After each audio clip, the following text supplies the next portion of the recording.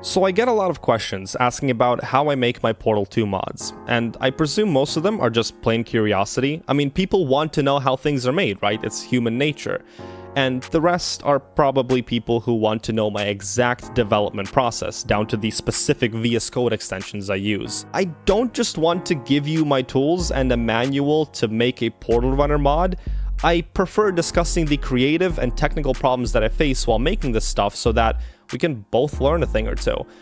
There are also people who just want more content, regardless of what it is, so why not satisfy all of those demands from you and me and just make a small, rambly video series where I talk about not just how I make mods, not just the code that I wrote and not just the exact libraries I use, but also the video making process, the idea process, the technical challenges, and all the problems I face and how I solved them. And also what I've learned over the years. I mean, I've been on YouTube for 4 years now, and while that's not a lot compared to a lot of other channels, it's definitely enough time for me to grow as a person and for my content to grow. So let's actually start with the third oldest video on my channel, Portal 2 with fall damage. Now, this does look kind of like a weird pick. It's sandwiched between two other obviously more successful videos, at least if you're looking at viewership. But the reason I picked this one out in particular is because it's the first ever standalone Portal 2 mod I made. The two videos I did before that one were Portal 2 without picking up cubes, which is kind of obvious. There's no game modding necessary there. It's where I started off, right? I didn't know how to make a game mod back then. I was really just looking for a way to apply my niche in a content void.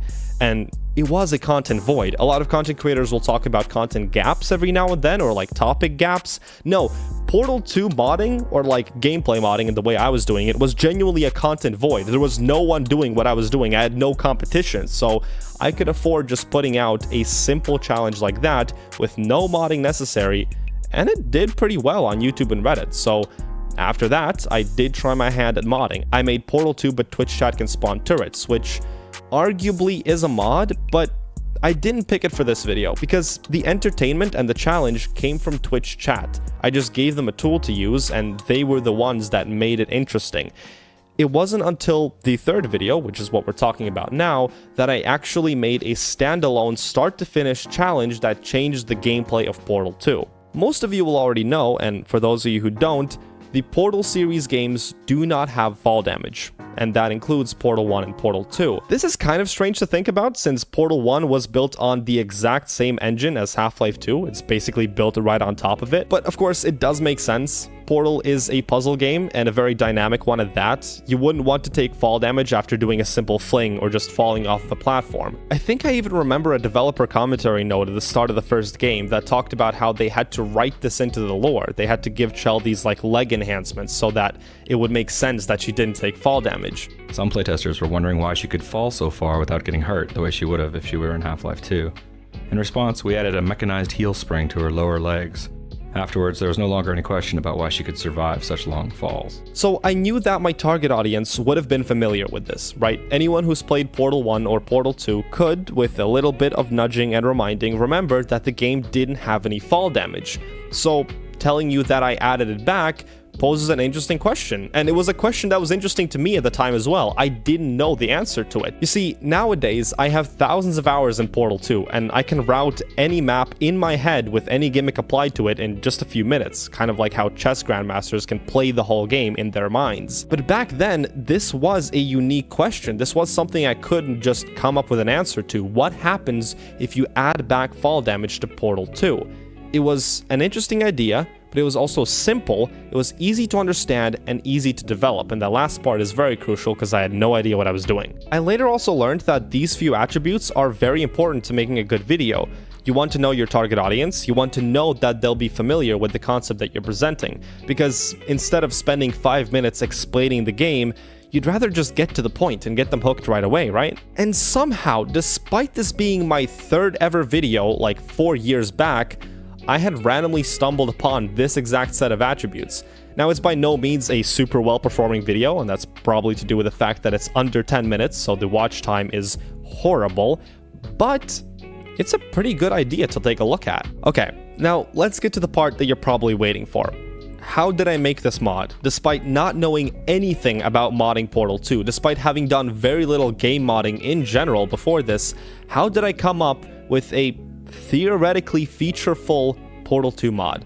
Well, I am a software developer, but of course not all programming is the same, and that's why people usually ask me for my tools. They ask me what programming languages I use, what libraries I use, and some people even ask me what VS Code extensions I use. That wasn't a joke in the intro bit, that's genuinely a thing people ask me. Nowadays, I would tell them that I use Squirrel to write my mods, which is the scripting language of many Source games, but it's a small, unknown embedded programming language that there's not a lot of documentation about, so I wouldn't expect people to know it, and that's probably why people want like a more extensive tutorial from me.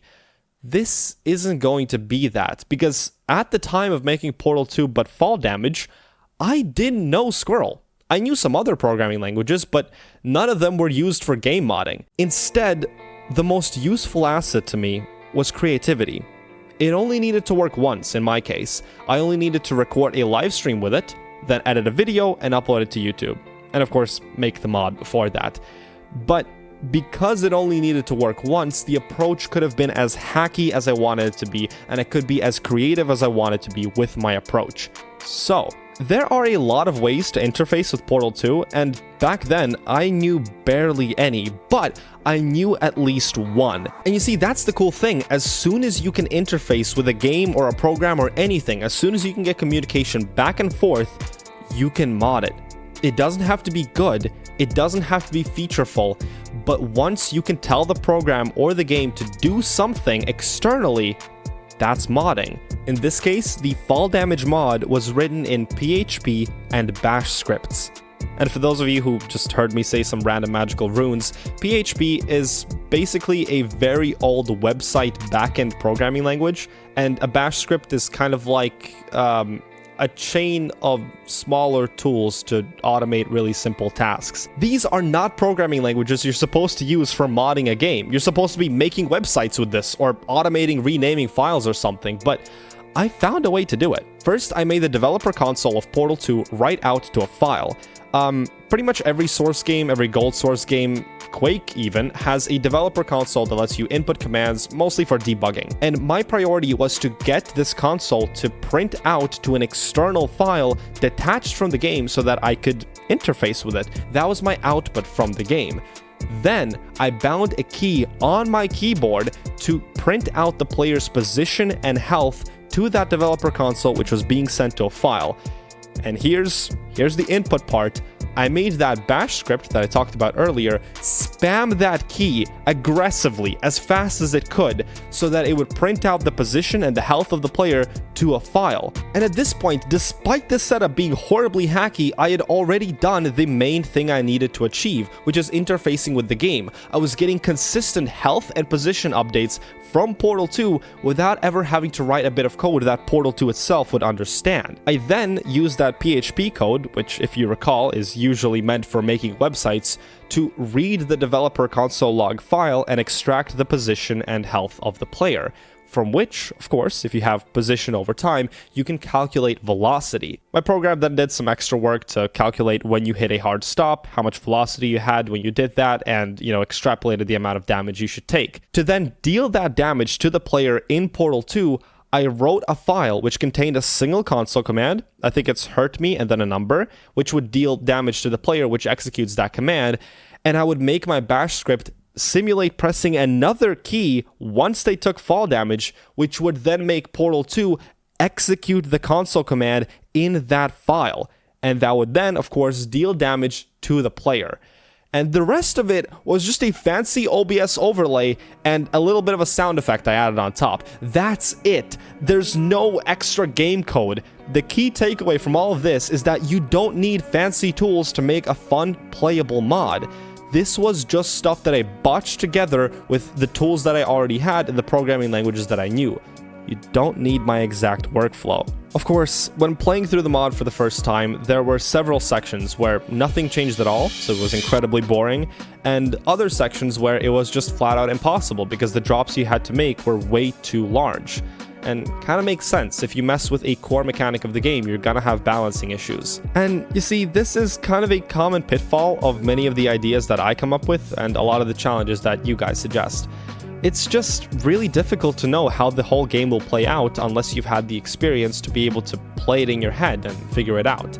And in my case, I've mostly solved this. Again, I can route a challenge roughly in my mind in just a few minutes, or I can prototype it also in maybe an hour or so if it's a complicated one. Of course, the tools have gotten a lot more advanced since then. I'm no longer writing PHP and bash scripts, and if I see that people like this kind of video, I'll probably make more, and I'll probably talk about the process that I use today.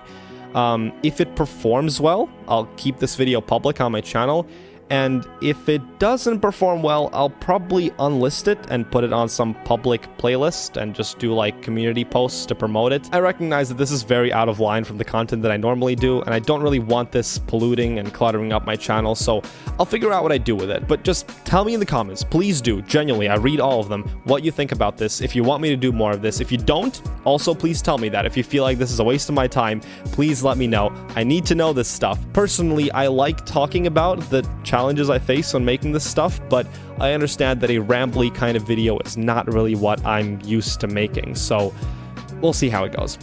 Anyway, until next time, goodbye.